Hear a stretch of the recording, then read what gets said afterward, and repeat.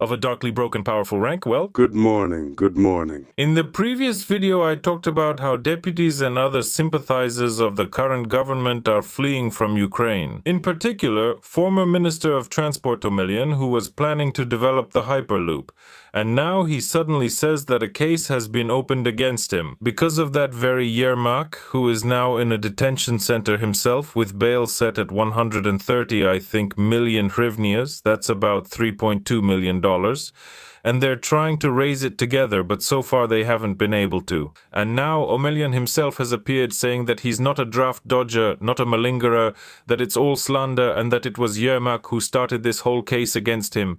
This is extremely interesting, and I recommend you watch this whole video to the end because there will be a lot of interesting things here. Look, the interview with this very Omelyan is still being conducted by the young Lenin. He took off his glasses but kept his hairstyle, like Koti Horoshko. And let's listen to what Omelyan, squinting with one earbud in his ear, has to say. How did you get it? You also stressed this in your statement. Well, the thing is, I never actually got it. Aha, Omelyan didn't receive the notice of suspicion, maybe because he ran away to England from Ukraine. And for example, the notice of suspicion was sent to his Ukrainian address, but it didn't reach him in England. Maybe that's why, but Omelyan says he didn't get it. Well, overall, that's basically true, factually correct, but not quite legally. I handed over the person to the SBI after being wounded, as I was discharged from the Armed Forces of Ukraine in 2025. This is the injury he's talking about. I showed you his photo where he's sitting. In the news about the injury, it was said that the bullet broke a bone. There, in 10 places, and he shows it, and his leg is bandaged, well, with a single layer or double layer bandage. In the comments, huge thanks to the specialists who responded. They say that it doesn't look like a broken bone at all. There should either be an Elizarov apparatus or a cast, but definitely not a single layer bandage. But Omelyan keeps going, and by the way, his hairstyle hasn't changed since the injury. And at the moment of the injury, it was styled exactly the same way, and he was shaved exactly the same way. But he tells us that he heroically fought against this illness. I believe this is likely another order from Yermak. Why Yermak would need some former Minister of Transport who was developing the Hyperloop is absolutely impossible to understand, especially since Yermak himself is now in a pre-trial detention center, and this prominent member of the Ukrainian community is clearly of no use to him. He has his own matters to deal with right now. Well, apparently Omelyan has his own reasons, and the young Lenin looks down on him, looks at him and thinks, haha, I caught you. Nationally, in my opinion. Or did he want me in the same cell at the pre-trial detention center? There was not a single time that I left the military unit without permission. Let me remind you that he is accused of constantly using his official time, not his own, but official time, to pursue some personal goals. And on top of that, he told the commander of the unit where he served, the one he was supposed to report to, that another commander told him he should be handling some kind of logistics there. Well, in short, none of this is true. At Naklope, who it seems is a Ukrainian, young Lenin, even squinted, thinking yes, of course, but Omelyan does not agree with this opinion. That is, this happened exclusively with the consent and permission of the commander due to the needs of the military who are stationed there. Of course. Well, in short, that's how it is. Omelyan is not guilty. Omelyan is not under suspicion in any way. So let's move on. Look, here we have the most interesting part. Here in Ukraine, besides Omelyan, there are many more draft dodgers, according to the Territorial Recruitment Center. And not the kind of draft dodgers who can suddenly leave for the UK like Omelyan, but those who can't escape anywhere. I mean, ordinary people like you and me, dear viewers. And suddenly, the Territorial Recruitment Center outlined some rights. It turns out that the center that there is a requirement to strengthen mobilization measures. Who is demanding this? Who is handling this requirement and why? Let's find out. In the last 3 or 4 months, notification measures have been strengthened in Kyiv, reported acting deputy head of the Kyiv Territorial Recruitment Center, Valery Kravchenko. He said the number of territorial recruitment and social support center groups in the capital rose by about 40% during this time. Notification, let me remind you, is when a man is walking down the street, a van drives alongside him, the van cuts him off, and people jump out of it. 8 goons who don't call themselves manhunters. No, they call themselves veterans of the armed forces of Ukraine.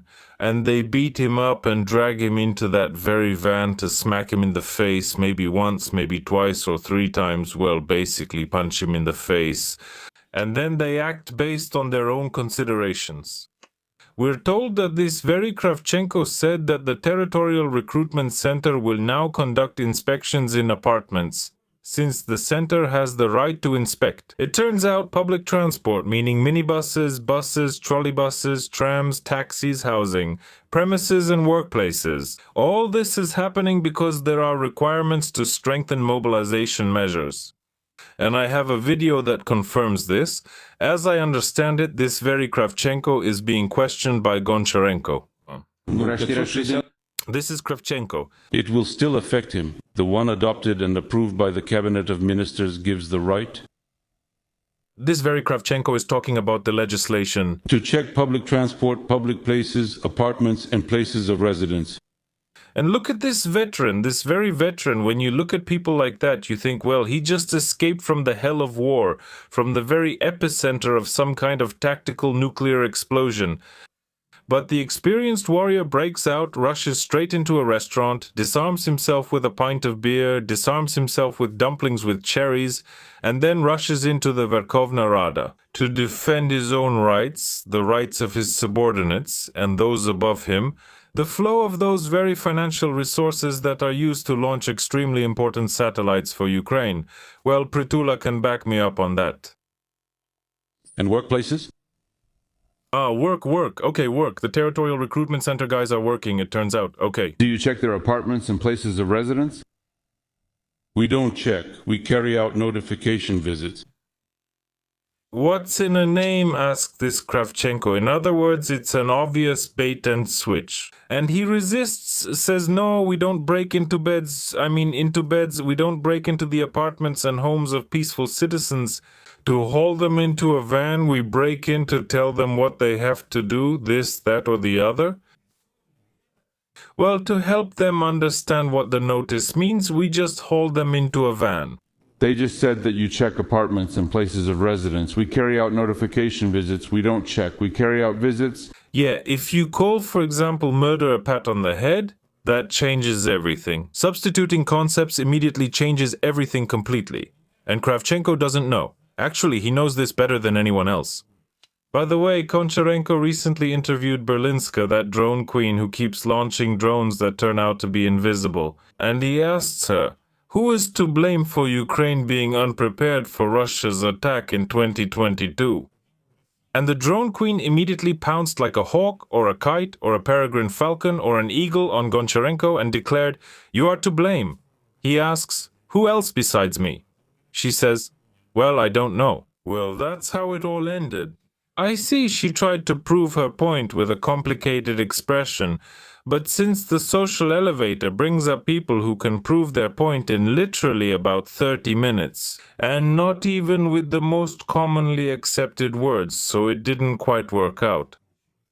Anyway, alright, what do we have about the TCC? According to this very Kravchenko, last year the security companies in the territorial recruitment centers were disbanded. They were replaced with a security platoon and a notification platoon. The notification platoon has now been expanded.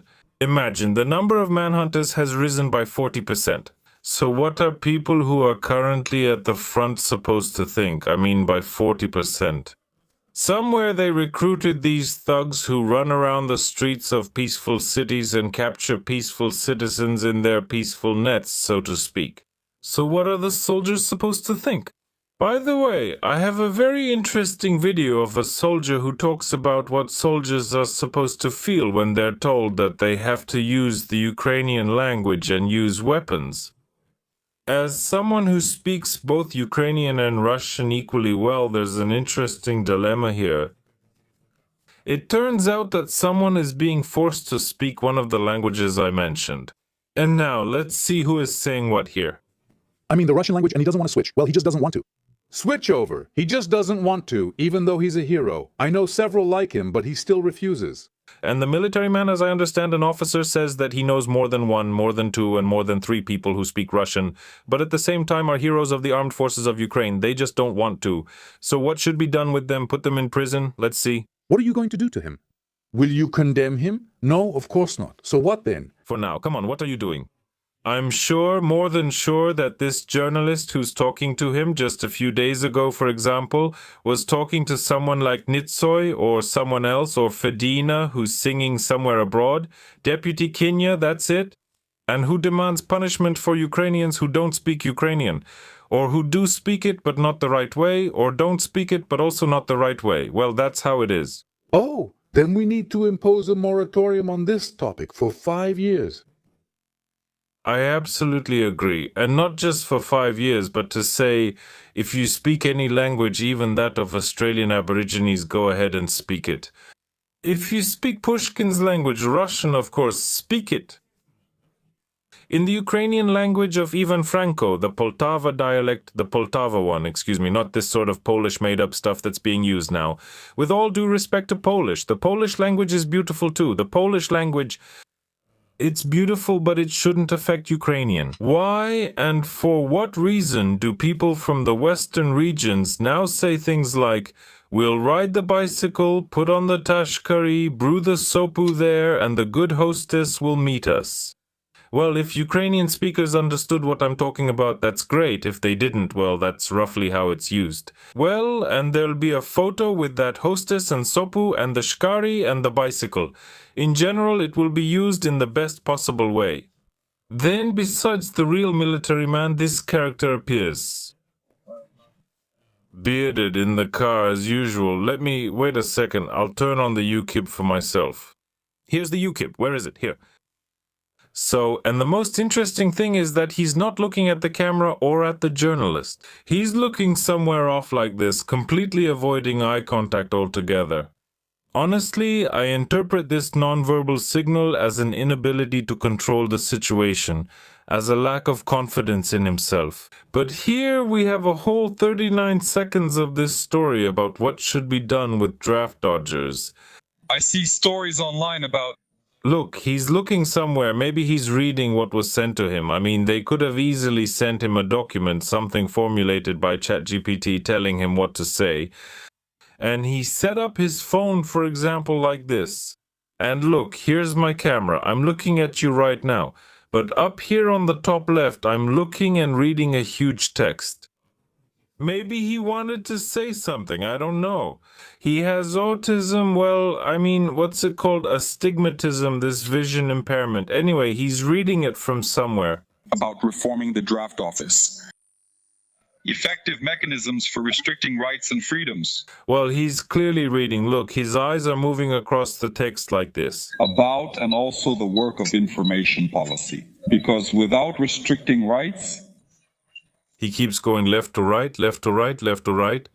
We won't be able to join the army.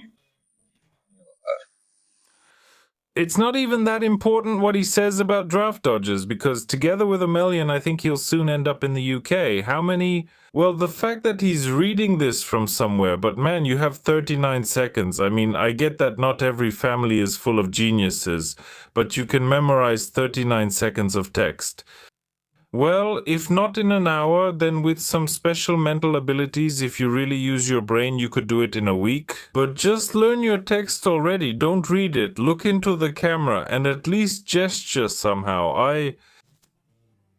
Show some facial expressions, don't just read from left to right or right to left like you're reading in Arabic or something. I'm not reading... But you are reading, You serve and by appearance mother, bottle, and the mechanisms of serving such rights and freedoms and... You are tied up, that's what it is. Yeah, like as soon as you hear it, you can just turn this guy off because nothing good will come of it. Then there's another draft dodger, and now we're smoothly moving on to the powerful leaders. His name is Riva and the ministers. This one right here, Omelyan, who ran away, is the former Minister of Transport. He was the one developing Hyperloop in Ukraine. Well, he developed 1.5 kilometers and burned through a budget worthy of a proper high-ranking minister. This very Reva is the former Minister of Social Policy, who used to say that if pensioners eat less, they will live better. As for Reva, well, let me know in the comments how much less he eats compared to everyone else. But again, he's trying to prove that draft dodgers are evil, just plain evil. Here we have a female soldier in the bottom left and a female journalist in the top right. And there's another journalist in the bottom right, and they're all talking about draft dodgers. With manhunting methods, targeting those who avoid taxes and stay hidden. That's why we have the voter registry, law enforcement, and territorial recruitment centers. Yeah, and somehow they didn't catch Riva. Maybe he'll sign a contract, for example, at 60 plus, together with Koczynski and that strong old man Tuka. They should all know where these people live and are registered, and services should visit them. Their frontline effectiveness is high if you work with them seriously. Are you working on motivation? It's high. And not a single commander has said that, they sent us 100 disabled people and we turned them into some kind of super soldiers.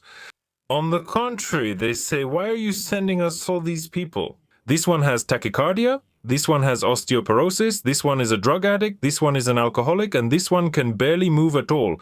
But I showed you a couple of videos of such generalists who don't even realize where they are. How are they supposed to be soldiers? Riva, I'm more than sure, by the way, he worked as a political officer in the Soviet army in the 80s. He would be much more useful because a person who spent several years in the army and he seems to be a professional military man, he could really be of great benefit to the armed forces of Ukraine. In war, facing death, there's only one motivation.